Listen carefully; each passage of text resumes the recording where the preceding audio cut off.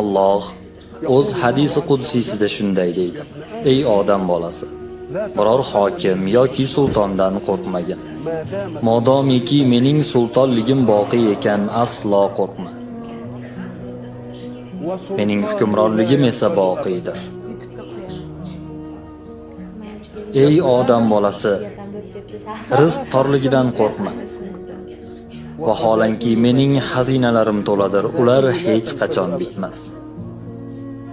Ey odam bolasi, men seni ibodat uchun yaratdim. O'yin kulguga berilmagin. Rizqingga men kafil bo'ldim, ko'p kuyinib ovora bo'lmagin.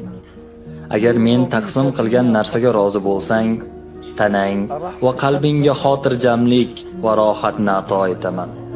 Va mening huzurimda maqtalganlar qatorida bo'lasan. Modomiki taqsim qilganimga ko'nmas ekansan, buyukligim va oliyligimga qasamki, sening ustingga dunyoni hokim qilib qo'yaman. Unda sen xuddi yirtqichlar quruqlikda yugurganiday sen ham yugurib yurasan. Ammo men taqsim qilgan narsadan o'zgasiga erisha olmaysan. Ey odam bolasi, osmon va yerlarni yaratdim va bu yaratishim meni ojiz qoldirmadi. Senga bir kunlik beradigan rizq meni ojiz qoldirarmidi? Ey odam bolasi, mendan ertangi kunning rizqini so'ramagin. Xuddi men sendan ertangi amalni talab qilmaganim